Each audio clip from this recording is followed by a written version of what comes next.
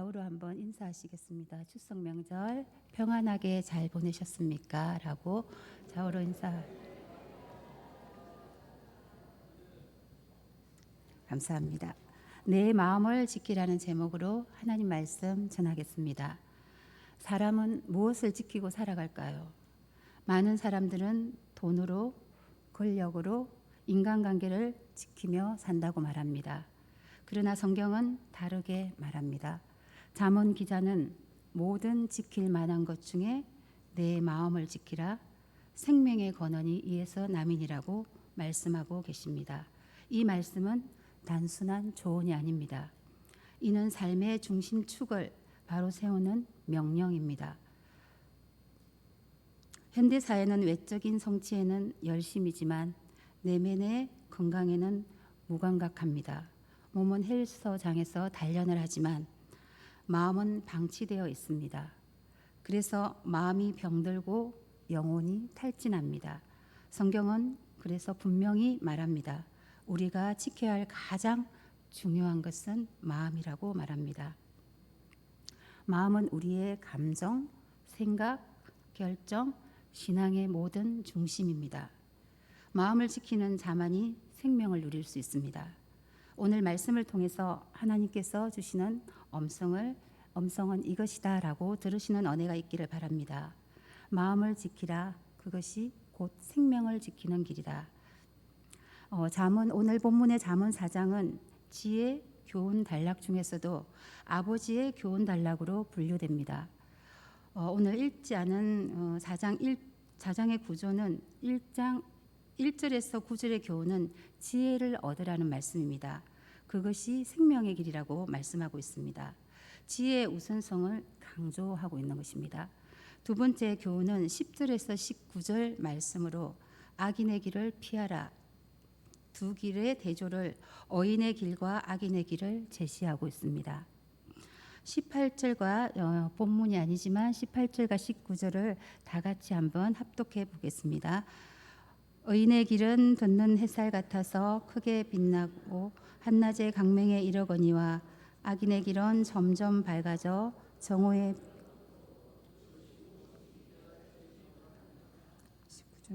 19절도 읽겠습니다. 악인의 길은 어둠 같아서 그가 걸려 넘어져도 그것이 무엇인지 깨닫게 못하게 하느니라. 아멘. 18절과 19절의 말씀은 악인과 어인의 길을 생명을 지키지 않으면 우리가 악한 길에 거할 수밖에 없다는 것을 말씀하고 있습니다. 어인의 길은 어떻다고 말씀하고 있습니까? 돋는 햇살 같고 점점 더 밝아진다고 말씀하고 있습니다. 그러면 악인의 길은 어두움과 넘어짐, 눈멀음, 어인의 길과 악인의 길의 대비를 잘 보여주고 있습니다. 어인의 길에 서기 위해서 우리는 마음을 지켜야 합니다. 본문인 세 번째 교훈인 20절부터 27절은 마음을 지키라는 말씀입니다. 내면의 중심에서 행동의 통합을 이루는 것을 강조하고 있습니다. 4장 20절에서 23절은 내 마음을 지키라, 생명의 근원이 이에서 남이니라고 이 본문의 핵심 구절이라고 할 수 있습니다. 그리고 4장 24절에서 27절은 마음이라는 것을 지키기 위해서는 구체적으로 어떻게 확장해 가야 하는지 행동적 명령들을 말하고 있는데 이것은 말, 눈, 발의 방향을 우리의 내면으로 통합하고 실천하는 것을 강조하고 있습니다. 따라서 20절에서 23절은 우리의 귀, 눈, 마음을 강조하고 있고 24절에서 27절 말씀은 입과 눈과 발, 내면인 우리의 외면과 내면을 나누어서 마음을 어떻게 지킬 것인지를 강조하고 있습니다. 따라서 우리가 지혜는 내면에서 시작되어 외면으로 흘러가는 것으로 잘 이 본문이 보여주고 있습니다. 오늘 말씀을 통하여서 20절에 보면 내 아들아라는 하나님 아버지의 말씀이 여러분과 저에게 레마로 들려주시기를 바랍니다. 본문 20절은 단순한 교육이 아닙니다. 언약적 관계 속에서 인격적으로 건면하고 있습니다. 우리를 교훈하는 규율과 법령으로 말씀을 받지 마시고 사랑과 권위가 결합된 관계적 겉면으로 오늘 말씀을 받으시기를 바랍니다. 이 시간 본문 각절을 통하여 지혜가 어떻게 저와 여러분에게 마음을 지키게 하는지를 배우는 시간을 가지겠습니다. 그리고 우리의 삶을 통하여 저와 여러분의 내면을 어떻게 지켜야 하는지 함께 나누어 보고자 합니다. 다음으로 우리의 마음을 지키기 위한 내적인 행동의 지침을 나누고자 합니다. 1절의 말씀을 다 같이 읽겠습니다. 내 아들아 내 말에 주의하며 내가 말하는 것에 내 귀를 기울이라. 이 말씀에 대하는 것은 주의 집중으로 하나님을 향한 의지적 청취적인 훈련입니다. 그냥 단순히 말을 듣는 것이 아니라 귀를 기울여서 들으라고 말씀하고 있습니다. 말씀을 듣고 마음에 간직하고 주의하여 귀를 기울이라는 원래의 뜻을 가지고 있습니다. 기울이다는 것은 방향을 하나님 쪽으로 전환하는 것을 의미합니다. 세상 소리에 귀를 기울이면 하나님의 말씀 쪽으로는 우리가 멀어집니다. 그래서 우리의 지혜는 오늘 지혜사가 말하는 것은 귀에서 시작하게 되는 것을 말하고 있습니다. 지혜는 집중하는 것입니다. 마치 옛날에 돋보기와 먹지를 가지고 햇빛을 모아서 이렇게 집중적으로 모으면 그 먹지가 타지 않습니까? 그런 것처럼 우리의 하나님 말씀에 집중해야 합니다. 그렇게 우리 돋보기가 그렇게 블록 렌즈의 초점을 이용한 그 놀이를 통해서 우리가 알 수 있듯이 우리가 하나님 말씀을 건성으로 듣는 것이 아니라 집중하여 듣는 여러분들이 되시기 바랍니다. 이렇게 집중하여 듣는 것이 경청입니다. 경청이라는 것은 사전적 의미로 상대방의 말을 주의 깊게 듣고 이해하는 태도를 의미합니다. 히브리어에서 말할 때 들을 때는 어떻게 들어야 하는지 여러분 지금 설교를 어떻게 듣고 계십니까? 말씀을 주의 깊게 들어야 합니다. 단순히 지금 정보를 듣는 시간이 아닙니다. 순종하려는 태도로 말씀을 들어야 합니다. 저와 여러분은 마음을 지키기 위해서 세상의 소음, 미디어나 세상 속의 여러 가지 이슈들을 줄이고 하나님 말씀을 우선순위에 두는 영적 습관을 가져야 합니다. 농부가 씨를 뿌릴 때에 땅이 굳어 있으면 그 씨앗이 들어갈 수 없는 것처럼 그 땅을 기경해야지 씨앗이 들어갑니다. 저도 얼마 전에 어린이집 밭에 그 시금치 씨앗을 처음으로 뿌려봤습니다. 시금치 씨앗이 핑크라는 걸 처음으로 알았습니다. 이렇게 고랑을 만들어서 호미로 이렇게 넓게 파서 뿌렸는데 흙에 안 들어가는 물을 주면서 보니까 흙에 안 들어간 씨앗이 있더라고요. 그 씨앗은 나지가 않았어요. 지금 조금씩 많이 나고 지고 있는데 이렇게 기경되고 흙에 묻혀서 이렇게 물과 적절한 온도에 맞출 때 싹이 나는 것 같습니다. 말씀을 들을 때도 우리의 귀가 굳어져 있으면 결실이 없습니다. 신앙은 우리의 말씀의 태도와 연결되어 있습니다. 이 시간 말씀을 지식으로 듣지 말고 하나님이 나에게 하시는 음성으로 듣는 시간이 되시기를 바랍니다. 이렇게 집중하여 들을 때는 오늘 예배를 생각해 보았습니다. 예배 시간이 언제부터 시작될까요? 저는 강양에서 옵니다. 그래서 6시나 5시 40분 정도에 출발합니다. 저의 예배 시간은 그때부터 시작되는 거라고 생각합니다.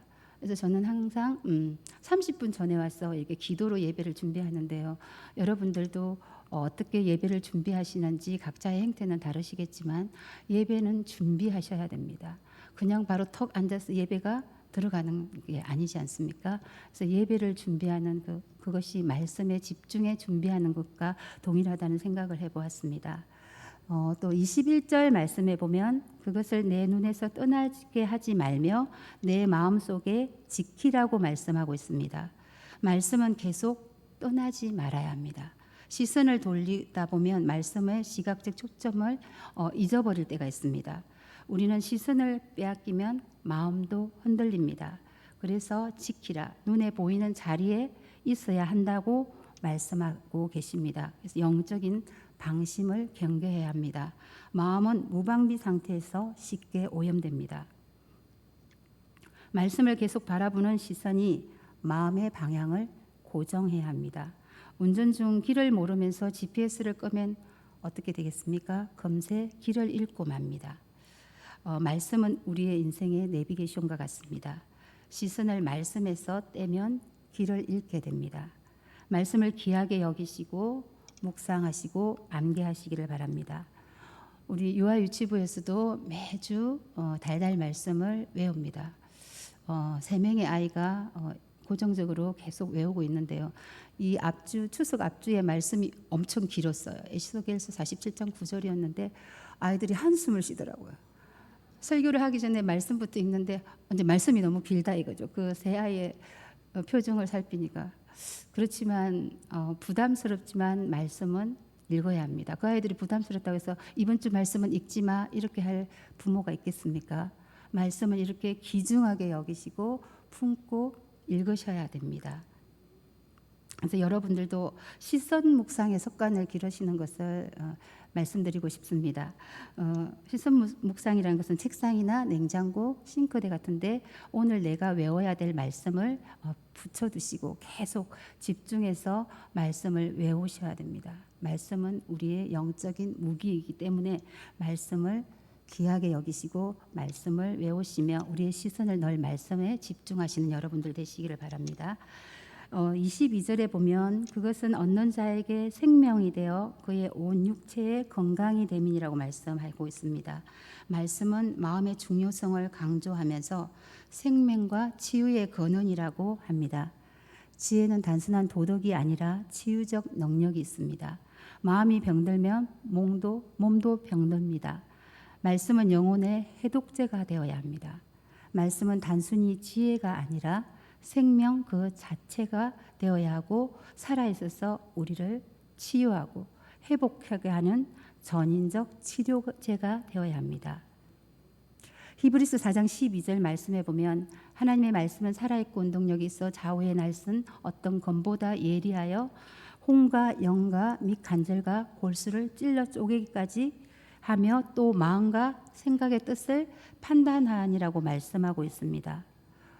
의사가 환자에게 스트레스를 줄이세요 하고 말하면 환자가 그게 뭐라고 말하겠습니까?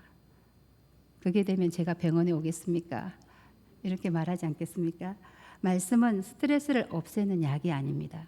마음을 새롭게 하는 치료제입니다. 그래서 하루에 한 거씩 생명의 약처럼 구약과 신약을 열심히 드십시오. 말씀이 진리입니다. 진리는 예수 그리스도입니다. 우리는 예수 그리스도를 먹고 채워야 생명력 있게 살아갈 수 있습니다. 예수 그리스도로 채우는 것이 마음의 독소를 해독하는 것입니다. 오늘 마음을 잘 지켜 예수 그리스도로 채우시는 은혜가 있기를 바랍니다. 이제 내면의 것을 하고 외면의 것으로 44장 23절을 다 같이 한번 읽겠습니다. 모든 지킬 만한 것 중에 내 마음을 지키라. 생명의 근원이 이에서 남이니라. 아멘. 여러분들 무엇을 지키고 계십니까? 마음 하시지 말고 여러분들이 지키고 계신 거 없으십니까? 돈 지키고 계시지 않습니까? 명예 지키고 계시지 않습니까? 또 여성분들은 이 안티에이징이라 해가지고 노화를 돌리는 거. 그래서 이 안티에이징이라는 말 제가 설교 준비하면서 찾아보니까 얼굴 노화만 방지하는 게 우리 전 몸에 있는 노화를 방지하려고 무지한 관심을 가지고 있지 않습니까? 저만 그렇습니까? 저는 라인을 아주 중시해서 라인을 지키려고 애를 쓰고 있습니다. 그래서 설교하면서 회개했습니다. 그래서 우리의 마음은 보이지 않는 것 같습니다. 마음이 어떤 걸까요? 혹시 마음이 어떤 건지 마음을 아십니까? 마음이 어디에 있을까요? 엑스레이를 찍으면 마음이 나올까요? 네, 마음은 보이는 것이 아닌 것 같습니다. 인류 고대 역사 학자들이 이 마음에 대해서 너무 많은 고민들을 했지만 답을 찾지 못했습니다. 그래서 마음은 배나무상하고 모호합니다. 그래서 마음과 결합된 단어들이 많이 있어요. 제가 이 설교 준비하면서 찾아보니까 마음을 두다, 마음을 돌리다, 마음을 담다. 그래서 마음에 동사를 붙이면 모두 적용이 돼요. 이런 것처럼 마음은 보이지 않지만 우리에게 너무나 큰 우리의 인생을 좌우하고 우리를 좌우하는 것 같습니다. 그래서 4장 23절이 핵심 구절입니다. 마음을 지키라, 마음을 감시하라. 그래서 저는 이 보호하다, 감시하다, 보초를 세우다 이런 의미들이 있는데요. 감시하는 것들 중에서 참 마음이 와닿았어요. 남의 마음을 감시하면 안 되겠지만 자기 마음은 한번 감시해 보신 적이 있으십니까? 그냥 뭐 마음이 그렇지 뭐 그러고 대충 사십니까? 그래서 저 마음의 보초를 세우는 건 엄청 중요한 일인 것 같습니다. 마음은 인간의 감정, 의지, 사고의 중심입니다. 자아의 중심이기도 하고요. 윤리적 결단의 자리이기도 합니다. 마음은 성경에서 인격 전체를 대표하는 영적 본부라고 말하고 있습니다. 마음을 지키는 것은 곧 자신 전체를 지키는 것입니다. 마음은 적극적 경계의 대상입니다. 단순 방어가 아니라 영적 감시 상태를 유지해야 합니다. 생명의 근원인 마음의 샘의 출구입니다. 생명이 흐르는 마음은 생명 에너지의 샘이고 내면의 상태가 삶 전체로 흘러가야 합니다. 적극적 내면의 경계선을 세우는 것은 너무너무 중요한 일일 것입니다. 미국의 후보댐이 있는데요. 미국 네바다주와 애리나주 경계에 위치한 콜로라도 강 주위에 건설된 대형 콘크리트 아치로 된 중력댐으로 세계 최대 규모의 콘크리트 건물이자 수력 발전소라고 합니다. 높이가 221m, 길이가 411m. 그래서 중력식 아치댐으로는 미국 내 현대 건축물 중에서 7대 건축물로 자리매김하고 있다고 합니다. 그래서 이 댐의 이름이 1947년에 31대 미국 대통령의 역임한 하버트 후보를 기념하여 후보댐이라는 명칭을 가지고 있습니다. 수많은 관광객들이 이곳을 찾고 있습니다. 이런 곳의 관리는 얼마나 철저할까요? 작은 미세한 균열에도 허용을 하지 못하고 즉시 수리가 될 것입니다. 우리 마음의 균열은 후보댐보다 덜하겠습니까? 마음의 균열을 방치하면 인생 전체가 무너집니다. 마음의 균열은 감지하기 위해서는 매일 감정, 생각, 결정을 점검해야 합니다. 불안이나 두려움이, 교만이 들어올 때 말씀으로 차단해야 합니다. 내 마음을 잘 관리해야 합니다. 어떤 상황 가운데서도 자신의 마음을 보호하고 감시하여 잘 지키는 여러분들이 되시기를 바랍니다. 다음으로는 우리의 마음을 지키기 위해서는 외적인 행동의 지침을 말씀드리고 있습니다. 20절부터 23절까지는 내적인 행동에 대해서 말씀을 드렸습니다. 그래서 마음을 지키기 위해서는 내적으로 우리가 어떻게 해야 하나를 말씀드리겠습니다. 24절에 보면 구부러진 말을 내 입에서 버리며 삐뚤어진 말을 내 입술에서 멀리하라고 말씀하고 있습니다.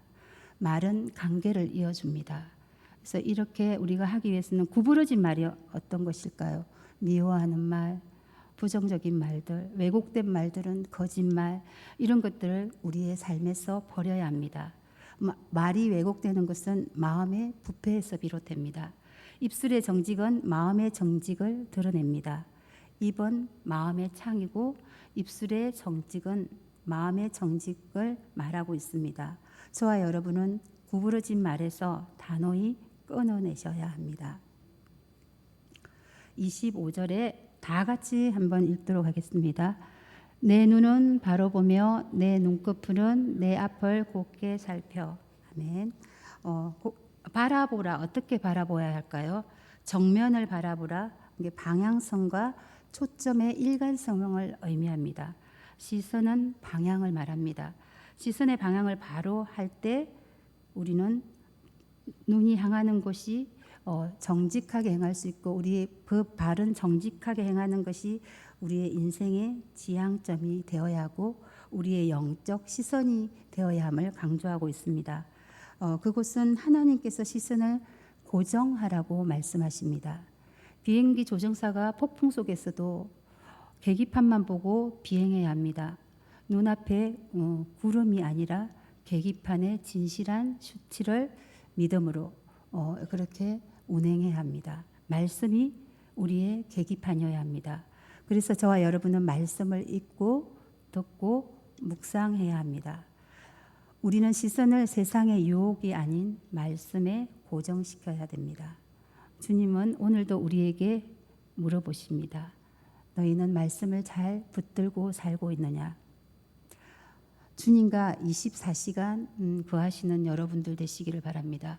우리는 늘 주님 안에 거하고 있지만 주님은 저희를 떠나지 않습니다. 그러나 저희가 주님과 거하지 못하고 있기 때문에 주님의 마음을 슬프게 하지 마시고 늘 주님 안에 거하시는 여러분들 되시기를 바랍니다. 마지막으로 26절에서 27절 말씀을 다 같이 읽겠습니다. 내 발이 행할 길을 평탄하게 하며 내 모든 길을 던던히 하라. 좌로나 우로나 치우치지 말고 내 발을 악에서 떠나게 하라. 아멘. 여기서 평탄하게 하다는 것은 청량하고 계획하다. 지혜는 방향을 지키는 꾸준한 걸음입니다. 길의 안전성과 방향을 유지하기 위해서 우리는 평탄한 길을 찾고 있고 던던하게 치우치지 말아야 한다고 말씀하고 있습니다.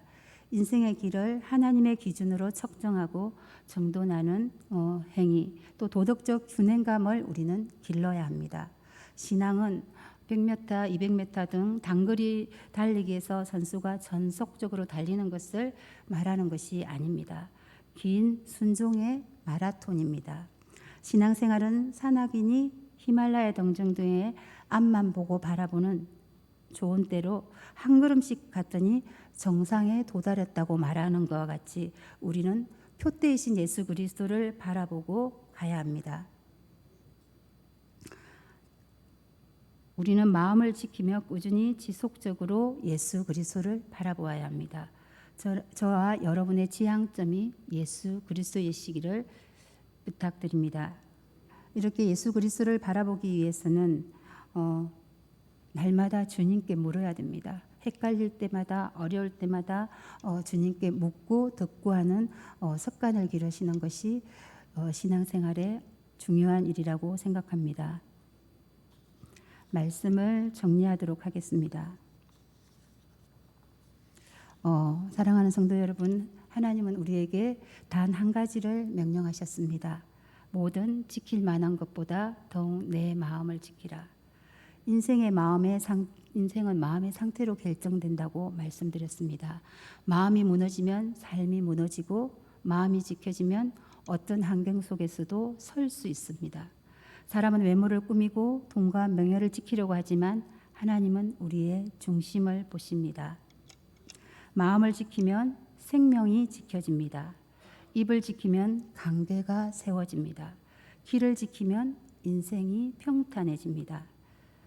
길을 지키며 말씀을 들을 수 있고 눈을 지키면 방향을 잃지 않을 수 있습니다. 그래서 마음을 지키며 생명을 유지하여 그리스도 안에서 하나 되는 여러분들이 되시기를 바랍니다. 사랑과 은혜가 풍성하신 하나님 아버지, 오늘 말씀을 통하여 마음을 지키라는 하나님의 음성을 들려주심을 감사드립니다. 주님, 우리가 세상을 살아가며 얼마나 많은 것들을 지키려 애써왔는지요. 시간을 가지고 지키려 했고 평판을 지키려 했고 자존심을 지키고 살았습니다. 그러나 정작 하나님이 보시는 중심, 우리의 마음은 자주 놓치고 잃어버렸음을 고백합니다. 주님, 이제 우리의 시선을 말씀으로 돌립니다.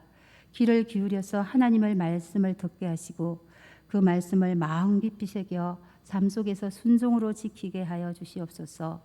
우리의 마음이 세상의 염려와 욕심에 흔들리지 않게 하시고 상처와 분노와 불평과 두려움이 우리의 마음을 점령하지 못하도록 지켜주시옵소서. 오직 성령께서 우리 안에 역사하시어 사랑과 기쁨과 평강이 흐르는 마음의 샘이 되게 하여 주시옵소서. 그렇게 일하실 하나님을 기대하며 예수님의 이름으로 기도하였습니다. 아멘.